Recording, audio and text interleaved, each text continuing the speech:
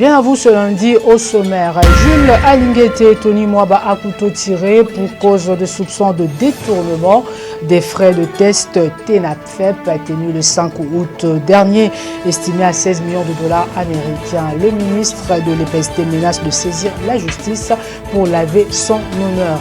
Ikayabin Karoubi, un kabiliste de plus en exil. 2 ans et demi après le départ de Joseph Kabila, certains de ses proches sont soit en exil, soit traqués par la justice ou encore en prison. À Kinshasa, évaluation de la crise politique en République démocratique du Congo par la plateforme Lamuka. Qu'est-ce qu'il en ressort? Les détails, c'est tout à l'heure. Enfin, phénomène bombé à Kinshasa, une nouvelle drogue à base du catalyseur automobile. Ce sont là les titres que nous aurons à développer tout à l'heure. Bienvenue à tous. Politique. Assemblée nationale. Mbosso Kodia, speaker de la Chambre basse du Parlement, accuse réception de la lettre de l'indignation de la SYNCO et l'ECC concernant leur invitation par la commission mixte et paritaire de la Chambre basse du Parlement. Philippe Vumpi nous en parle. Suivez. Le speaker de la Chambre basse du Parlement note sans surprise la réaction de ce des confessions religieuses. Le président de l'Assemblée nationale rappelle dans son accusé des réceptions que la CNI est l'émanation de l'Assemblée nationale, conformément aux lois. Les articles 48 du règlement intérieur et 12 de la loi organique de la CNI. De ces faits, Mbosso estime que n'est pas déféré à l'invitation de la commission mixte et paritaire instituée conformément à la loi par la plénière de l'Assemblée nationale, l'obstruction des efforts d'information nécessaires pouvant permettre à la dite commission de saisir et traiter en toute équité les divergences profondes qui prévalent au sein de la composante confession religieuse. Pour finir, les patrons de la deuxième institution du pays appellent le père spirituel à une conscience collective et à la responsabilité historique dans ces processus et leur prix de privilégier en toutes circonstances les dialogues conformément des rapports humains en lieu et place de ces manques de considération les uns envers les autres qui n'avancent guère dans la cause noble que tous semblent défendre ensemble. Pour rappel, l'Église catholique et l'ECC ont rejeté l'invitation de la commission paritaire pour défaut de qualité en reconnaissant cette prérogative seule au président de l'Assemblée nationale d'inviter les confessions religieuses. Fiyundondo Boni, président national du parti Orange, ne soutient pas la gestion de la désignation du président de la centrale électorale au sein de l'Assemblée nationale. Par ailleurs, il appelle les confessions religieuses de rentrer dans leur vision spirituelle. Au micro de Jocelyne Luanga et David Binga. Suivez. Je pense que si aujourd'hui l'Assemblée nationale a fait confiance aux confessions religieuses, c'est parce que sur le plan éthique, moralité ou sur le plan de la confiance, ce sont des personnes, c'est une catégorie de personnes qui sont exclues des soupçons. Alors maintenant les comportements, ça frustre un peu. Moi je suis un enfant de l'Église, je suis un produit de l'Église. Ces comportements, je vois de leaders spirituels, ces spectacles qui se présentent dans les médias, que les uns et les autres s'accusent, tel accuse l'autre qu'il a été corrompu. Que ça soit vrai ou faux, mais déjà ce spectacle-là n'est pas bon, n'est pas agréable à suivre. Puisqu'ils n'ont pas cherché Dieu et qu'ils se comportent comme toute personne, et c'est là maintenant le problème parce que la force de l'Église, c'est dans sa dimension spirituelle. Et c'est cette dimension-là qui crée la peur ou la crainte, la notoriété vis-à-vis de tierces. Donc, les dossiers au niveau de l'Assemblée nationale, maintenant c'est l'Assemblée nationale qui va lever les options, chose qui n'est pas trop bonne, parce qu'à ce moment-là, ça diminue cette institution qui est l'Église et ça nous diminue tous parce que nous sommes les enfants de l'Église. Donc je pense que ça devra tirer des leçons pour l'avenir, pour que les hommes de Dieu rentrent dans leur vision spirituelle, parce que certains comportements sont liés à la chair, ne sont pas liés à l'esprit. Donc je ne vais pas aller en profondeur. Qui a compris pourra comprendre tout simplement. Le présidium de la MOUCA s'est réuni ce lundi 16 août 2021 pour évaluer la crise politique que traverse la République démocratique du Congo en rapport avec la mise en place des organes de la Commission électorale nationale indépendante. Une marche nationale sera donc organisée dans les jours à venir sur toute l'étendue du pays pour exiger des réformes institutionnelles consensuelles. Élément de Jocelyne Luanga. Suivez. Dans une déclaration, le présidium de la MOUCA réunit ce lundi 16 août 2021 pour évaluer la crise politique que traverse la RDC en rapport avec la mise en place des organes de la Commission électorale nationale indépendante. Le présidium de la MOUCA a constaté qu'il y a une détermination morbide de M. Félix Tshisekedi de mettre en place un bureau de la CENI totalement politisé et acquis à sa cause. M. Christophe Mbosso, président de l'Assemblée nationale, est manifestement instrumentalisé pour préparer les glissements et la fraude électorale par la loi organique sur la CENI promulguée au journal officiel n'est pas le fruit d'un consensus entre toutes les parties prenantes. Elle est taillée sur mesure avec un bureau déséquilibré et politisé à outrance, d'où la confusion qui entoure la mise en place des organes de la CENI dans le cadre de cette loi inique par la majorité des parties prenantes. De ce fait, le président de la MOUCA propose que la solution pour sortir de l'impasse actuelle reste le consensus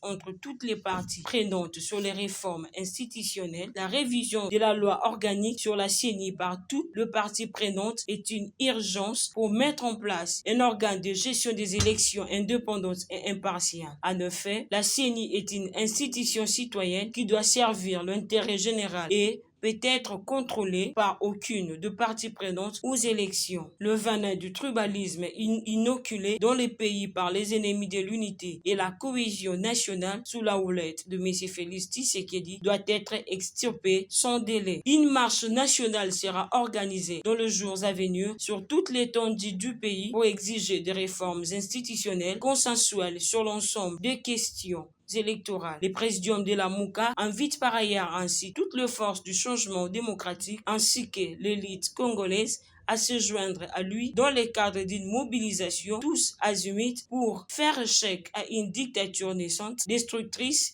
du pacte républicain de Sun City, conformément à l'article 64 de notre Constitution. Le président de la MOUCA met en garde les policiers irresponsables et les milices privées contre leurs provocations et voit le fait sur le manifestant pacifique. Enfin, le présidium de la MOUCA demande à ces pays et aux institutions de protection des droits humains de suivre de près le comportement de ces hors-la-loi pour qu'ils soient sévèrement sanctionnés conformément aux instruments juridiques internationaux que notre pays a ratifié.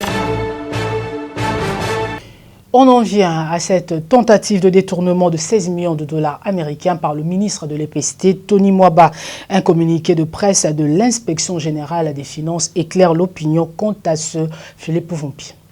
Pas des couleurs politiques. Deux ministres de l'Union sacrée sont déjà dans le viseur. Celle de la formation professionnelle et métier, Antoinette Kipoulou, pour présomption de détournement de 12 millions de dollars américains, ainsi que celui de l'EPST, Tony Mwaba, pour tentative de détournement de 16 millions de dollars destinés à la collation des enseignants ayant encadré les épreuves de TENAFEP, lit-on dans ses communiqués du service de communication de l'IGF. Ces services appelle le Congolais à soutenir l'IGF pour la rigueur contre le prédateur de tous bords, pour la mobilisation des recettes et pour la discipline qui s'installe dans le finance publique. L'intraitable Alinguete déjoue une tentative de détournement de 16 millions de dollars à l'EPST, s'est fait attirer la colère de partisans politiques d'un ministre UDPS. La photo circule, en est une illustration, dénonce une de l'IGF. Au finish, l'IGF a débloqué le décaissement de cet argent.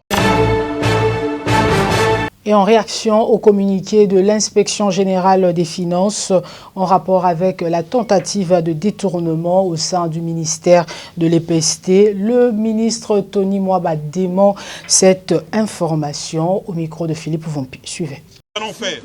Des fois, nous utilisons certains opérateurs pour la paix des enseignants comme Caritas, mais Caritas pose aussi beaucoup de problèmes. L'accès est difficile.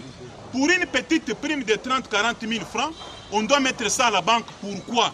Et puis, ces épreuves-là, je dois l'avouer, ça touche également au social. Tous ceux qui surveillent là, ils se retrouvent un soir avec 30 000, 40 000, 70 000 francs. Ce n'est pas $500 comme on l'a annoncé par les médias de la haine. 70 000, 40 000, 30 000, mais quelqu'un peut prendre de sa bière, il peut s'acheter un poulet et manger. Ça touche également au social. J'ai dit, comme ça s'est toujours fait dans les années antérieures, cet argent-là sera donné à la main. Alinguetti me dit il faut donner ça dans les banques. Même si vous envoyez cet argent dans les comptes des IPP, dans les 58 provinces éducationnelles. Mais les banques ont des instructions, il y a des plafonds. Vous ne pouvez pas sortir une somme au-delà, par exemple, de 10 000 $. Comment vous allez servir tous les intervenants? Et puis c'est une prime ponctuelle. Celui qui a surveillé dans cette édition ne surveillera pas nécessairement l'édition qui suit. Alors on ne doit pas ouvrir un compte pour ça. Pour avoir dit ça à Gilles Alinguetti, il a considéré ça comme une tentative de détournement. Comment je peux détourner 16 millions de dollars ou 31 milliards de francs destinés à la prime des intervenants? D'ailleurs, si vous ne le savez pas, le ministre des Finances a autorisé le paiement de cette somme-là, mais on n'a pas encore eu ce qu'on appelle l'OPI, qui nous permet d'aller à la banque. Cet argent n'est même pas encore disponible.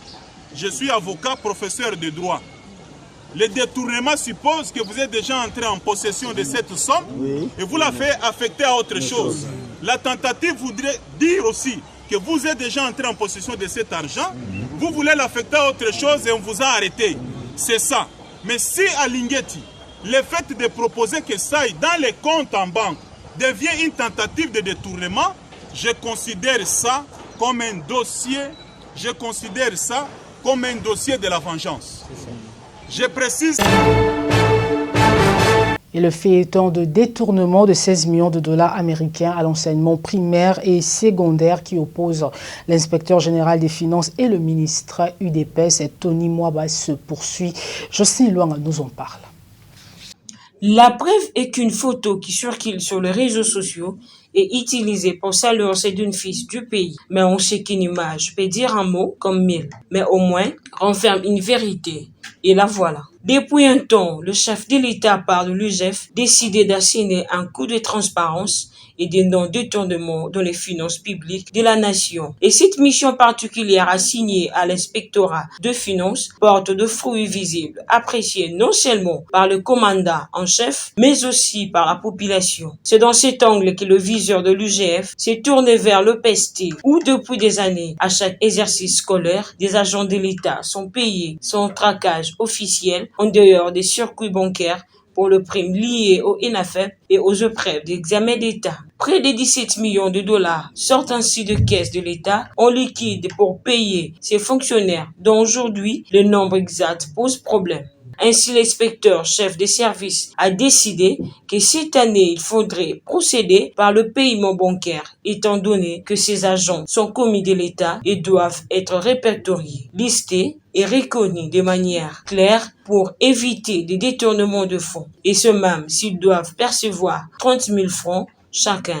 Il n'est pas impossible, confirme l'UGF, que cela passe par la banque, car même leurs primes et salaires passent par ces moyens pour les endroits où les banques ont des représentations et ailleurs, via le service de Caritas Congo, une structure de l'Église catholique. Ainsi, la décision a été prise de geler ces fonds jusqu'à ce que la décision de paiement s'efface, voie bancaire ou paiement par Caritas Congo.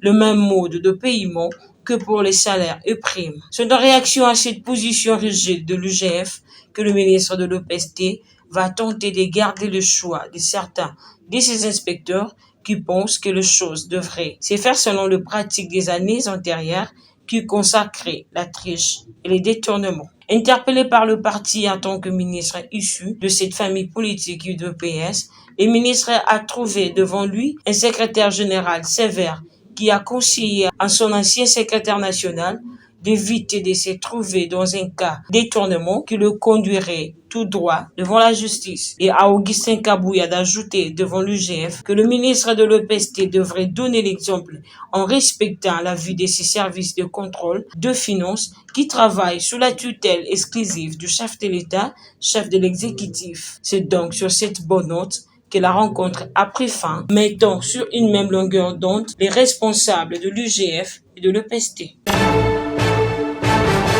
Arrivé à Kinshasa, la nuit du 13 août dernier, l'équipe d'experts des forces spéciales américaines a été reçue dimanche à la Cité de l'Union africaine par le président congolais Félix Antoine Tshisekedi. Gisèle Nzeba, suivez. Accompagné de l'ambassadeur des États-Unis à Kinshasa, Mike Hammer, ces unités spéciales ont échangé avec le commandant suprême de forces armées sur le terme de référence de leur mission, à savoir apporter un appui aux FARDC dans la lutte contre le terrorisme et aux gardiens de parcs nationaux des Virunga et Garamba, devenus le sanctuaire de forces terroristes dans les provinces de l'Est de la République démocratique du Congo. Selon l'ambassadeur américain Mike Hammer, le but de cette mission est de collaborer avec le ministère de la Défense et les FARDC pour une évaluation de la future équipe congolaise de lutte contre le terrorisme. Un groupe d'experts de notre force spéciale qui sont ici, arrivés en RDC, pour faire une analyse de la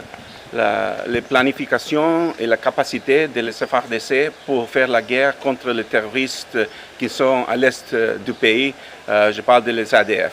Et dans cette visite, l'équipe aura l'opportunité d'échanger avec les FARDC et aussi ils iront à les parcs Virunga et Garamba pour voir et faire d'analyse du travail des Rangers, que c'est très important aussi pour mettre fin à toutes sortes d'activités illégales qui se passent dans les parcs. La mission américaine s'inscrit dans le cadre du partenariat privilégié pour la paix, la prospérité et la préservation de l'environnement conclu en 2019 entre la République démocratique du Congo et les États-Unis. Les États-Unis appuient la détermination expresse du président Félix Antoine Tshisekedi Tshilombo de restaurer la paix et la sécurité à l'est de la RDC et de lutter contre les ADF Nalu, une branche de Ditch, dans le cadre de la coalition mondiale pour vaincre ce groupe terroriste. Affaire carte visa, révélée là au courant de la semaine, Kikaya Bin Karoubi a quitté le pays depuis le mois de juin. C'était la veille de son invitation par l'avocat général du parquet près la cour d'appel de Kinshasa, Gombe, le 25 juin dernier. Plus de détails avec Gisèle Nzeba.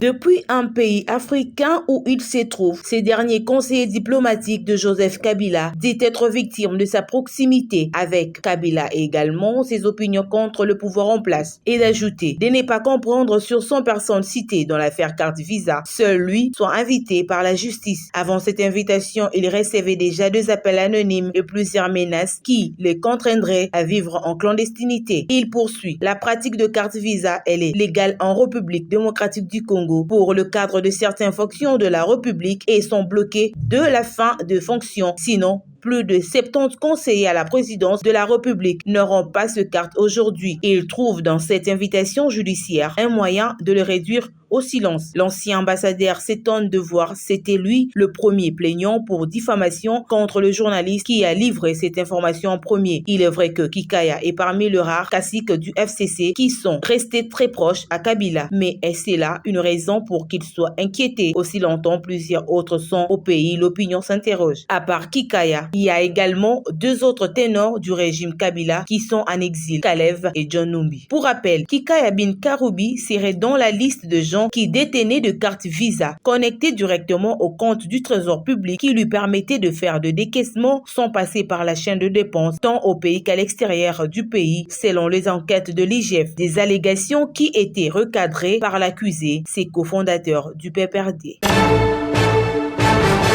Tout à fait autre chose à présent. La coalition des ONG congolaises pour la lutte contre la corruption appelle le président Félix Tshisekedi à veiller scrupuleusement à l'exécution du projet Tshilé-Gelou. Suivez. Dès lors que le chef de l'État est entré en fonction, différence entre le bien public et le bien privé. Voilà pourquoi Cocolico, dans la campagne de soutien des routines sur les finances publiques initiées par l'UGF, nous avons cité. Donc, il n'y a pas de contraste. La réalité est que l'UGF parle de 13 millions de dollars décaissés, dont la réalisation ne correspond pas à 13 millions. Mais c'est quoi la réalité? Selon les éléments de nos aviseurs, c'est quoi la réalité? La réalité en est que le montant, jusqu'à ce jour, ce projet est préfinancé par l'entreprise Grec 7. Donc, l'État congolais a levé l'option de rembourser mensuellement 1 500 000 $. Mais à ce stade, Foner n'a pas encore réalisé ses promesses.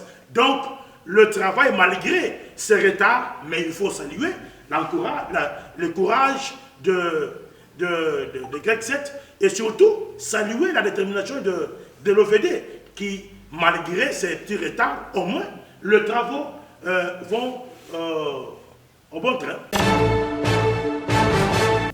L'association pour l'accès à la justice de Georges Kapiamba brise enfin le silence en rapport avec la baisse des prix de produits surgelés et éléments de Jocelyne Luanga et David Binga. Nonobstant les efforts louables entrepris par le gouvernement dans le sens de l'amélioration des conditions de vie de la population, notamment en ce qui concerne la gratuité de l'enseignement de base, la réduction annoncée des prix des billets d'avion et des denrées de consommation de masse, l'absence d'une méthodologie de gouvernance claire a rendu moins visible et lisible les priorités de l'action du gouvernement. Aux soins de santé, la circulation sécurisée des personnes et des biens, la salubrité publique, le respect des normes environnementales constituent autant de chantiers sur lesquels le gouvernement doit impérativement faire preuve d'efficacité dans sa gouvernance. Pour ce qui concerne spécifiquement les cas de denrées alimentaires, tels que les produits surgelés, la CAGE invite le gouvernement à se référer utilement aux conclusions de l'audit des prix et du commerce triangulaire réalisé en juin 2013 par le cabinet d'audit MENA Finance pour les comptes du ministère de l'économie et commerce de la République démocratique du Congo. Journée de la jeunesse de l'Église du Christ au Congo, Sebeko, en sigle. Aaron Mukula, président de la nouvelle classe politique des Katumbistes, a été l'invité des jeunes de cette grande paroisse de Ngaba en sa qualité de natif de cette commune. Philippe Vumpi, Arnaud Massamba. Regardez. Paroisse Sebeko Ngaba Lemba, la journée dominicale de la jeunesse, organisée par l'Association des jeunes baptistes du Congo, de la dite paroisse, en sa qualité de natif de la commune d'Ngaba, Aaron Mukula, président de la NCPK, a été invité spécial de cette rencontre de jeunes.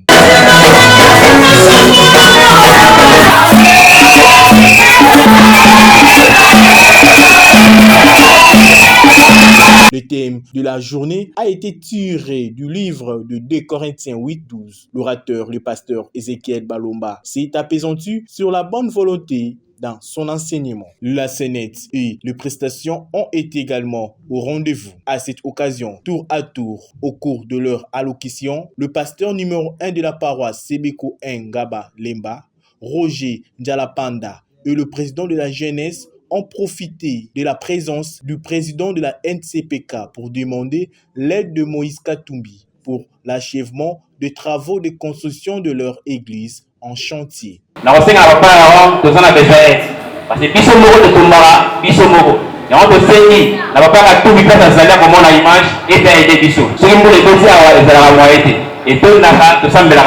Sa réaction n'a pas tardé. Aaron Mukula promet de transférer leurs souhaits au numéro 1 des Ensemble pour la République.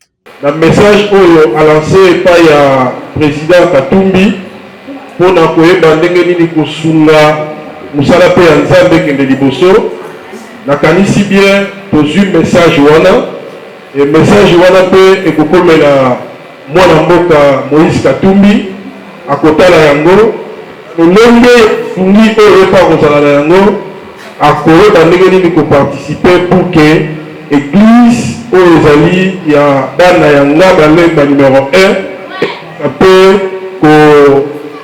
se construire na ndenge esengeli amona quand même que église pe ezali église ya malamu. Les mamans de la dynamique des femmes seront en prison ce dimanche au 15 août pour rendre une visite de réconfort à leur camarade Jackie Ndala, président de la jeunesse des Ensemble pour la République, qui demeure déterminé à poursuivre son combat. Élément de Patricia Mastaki. Regardez. Elles ne sont pas restées indifférentes de ce qui est arrivé au président de la jeunesse d'Ensemble pour la République. En tant que mère, ces femmes de la dynamique pour le changement ont prouvé leur amour et attachement en Jackie Ndala en lui rendant visite à la prison centrale de Makala, dans l'objectif d'encourager ces braves hommes par le truchement de la coordonnatrice adjointe en charge de la communication, Solange Mafuta. Ces mamans sont toutes convaincues que Jackie Ndala est condamné arbitrairement et injustement. En effet, nous sommes venus rendre visite à notre frère, à notre camarade et ami, Jackie Ndala, qui a été arrêté pour nous injustement. Ensemble, dans sa totalité, et d'accord que la manière dont il a été arrêté était totalement arbitraire et injuste. Poursuivant sur cette lancée, Solange Mafuta explique ici le motif de l'adhésion de Ensemble pour la République au sein de l'Union sacrée. Pour elle, c'est pour que la RDC bénéficie réellement d'un état de droit. Aussi, construire un pays où tout le monde sera égal devant la loi.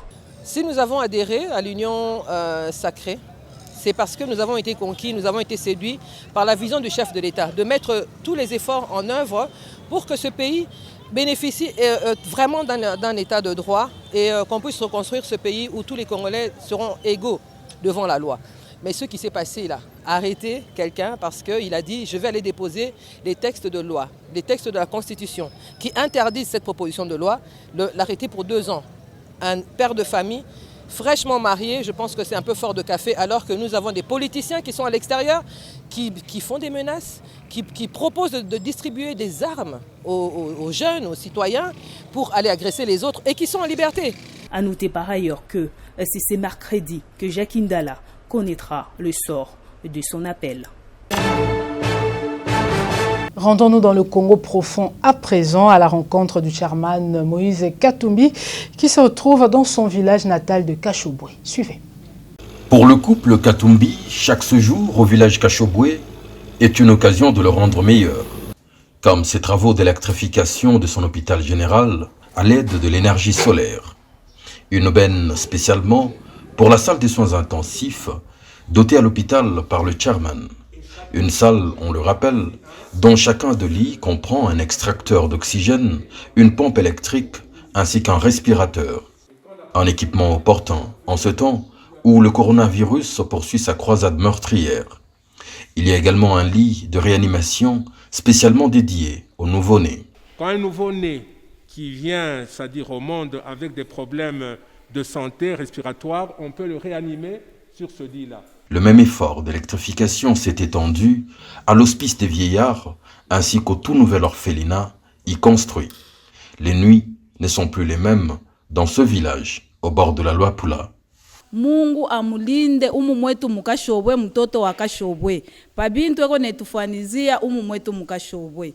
Mone aina wote wanapewa ile neema ya kuchunga watoto wala wana na mama na bababa.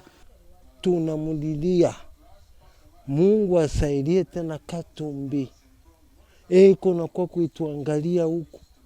Atukose kile atakula kulumbashi anetuletea na huku na shetu nakula. Pour compléter le tableau, des forages industriels d'eau y ont également été performés pour que cette denrée vitale ne manque dans aucun ménage. L'occasion faisant le larron, c'est sous l'auspice de cette énergie électrique désormais permanente que le président Moïse Katumbi se met à la pratique nocturne du tennis avec les jeunes académiciens du village qui n'ont plus à se plaindre des obscurités profondes de leur contrée. À Kinshasa, le phénomène bombé bat son plein. Cette nouvelle drogue à base du catalyseur automobile, Gisèle Nzeba nous en parle.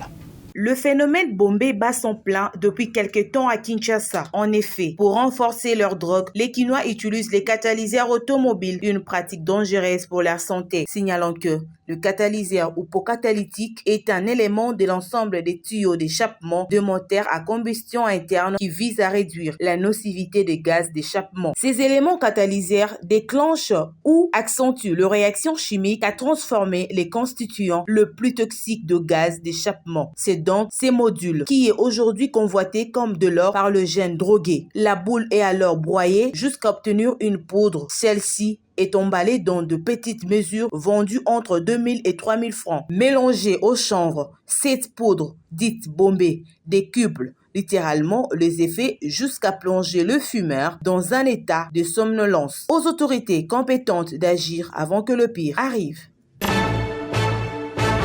C'est par ici que nous bouclons cette édition. Merci de la sympathique attention que vous nous avez accordée à Kinshasa ainsi que partout ailleurs dans le monde. Madame, Monsieur, ce journal est terminé. Au revoir.